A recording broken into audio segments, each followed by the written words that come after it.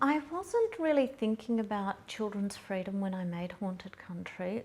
What really sort of inspired me to make that work is I was overseas and I had a yearning for the Australian landscape.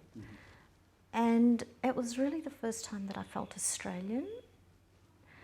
So when I came back, the first thing I noticed was the sky. You know, that drive from Tullamarine back to inner city Melbourne, I just noticed the sky.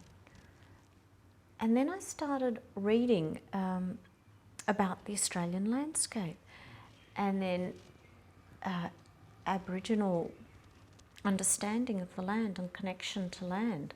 And the kind of the McCubbin mythology of Australian landscape. Exactly, and that was the next stage in my research. I started reading also about children, the early European settler experience of the land and how we didn't understand the land, and Aboriginal people naturally didn't get lost because it was their home, but this was not home, and it was so different to the Europeans' understanding of the landscape. So they were the ideas that informed that body of work. But as I was making the work, I started to think of other cases where children had disappeared, where they weren't lost to the land, but there was some human intervention involved. And I think that the 20th century marks a turning point in some of these stories, or the way that they've been reported. For example, with Hanging Rock, which is fictional, but there's some ambiguity regarding that story because we don't know if those girls were lost to the land or whether there was some human intervention and they came to grief. There was some assault, who knows. So that for me marked a turning point, and of course the story of the Beaumont children in '66 was major in this country, and I remember that as well. And I think that's when parents started to feel more anxious about their children's safety, and Eloise Wallage disappeared and Carmen Chan, even from their own home. But I don't think, because my parents were migrants, I don't think they felt at risk. It's really interesting because what I've noticed today with my children is that people who've lived here for 1 or 2 generations are more anxious about their children's safety than people who have just come to the country. Because I see children from different backgrounds, like Asian or African, young kids walking to school on their own. But we don't let our kids walk to school. They feel, they trust the community more. Yes. It's curious. I mean, you're working at home, so you use kind of domestic scale room to shoot. Yeah.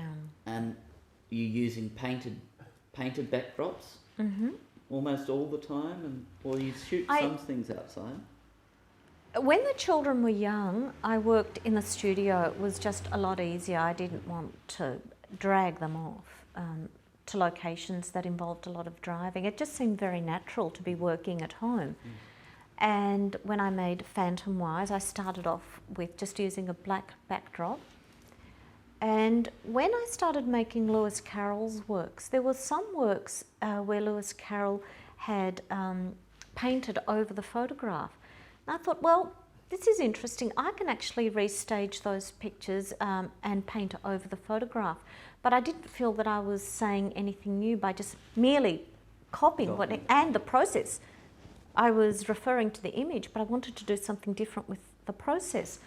So, and I was really interested in the performative aspect of the photography and notions of performance and theatre.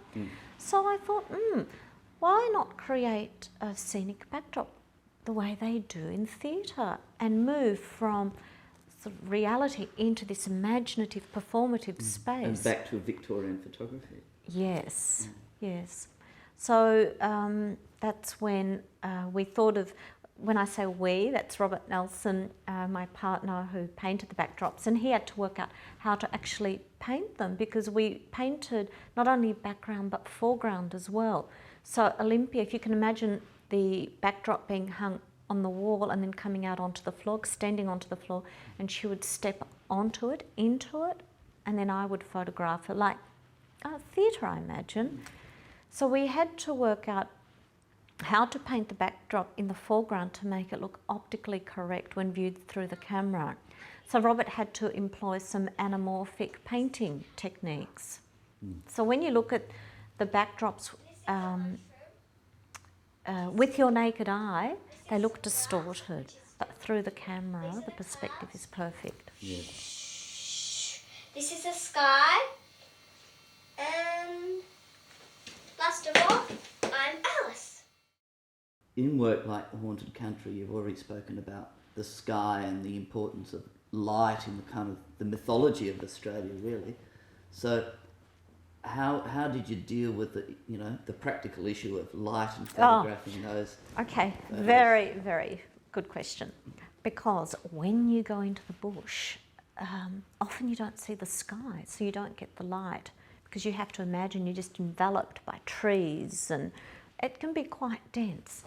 I didn't take studio lights or flash. I wasn't using flash at that stage. So I took reflectors into the bush, and what we would do, usually Robert and another parent, if they were able to come, would be to catch the light. Whenever we found a pencil of light, we would just catch it and then bounce it back onto the children. And we built some very large reflectors in order to do this, and I mean huge. Right. And we just strap them onto the roof of the car and just carry those to the location. Odd-looking vehicles travelling the highway. Absolutely. I mean, Haunted Country took a long time to make, because we had to drive to the location, and that often involved two trips. One, to find it and think, okay, well, we're going to take the picture here. And that was often, 2 or 3 hour drive, like going into the Wimmera. It's, 3.5 hours away, or Dalesford or Hanging Rock. And then to finally choose a date and hope that the weather was fine. Not only just fine weather, but we actually had sunlight. Yeah.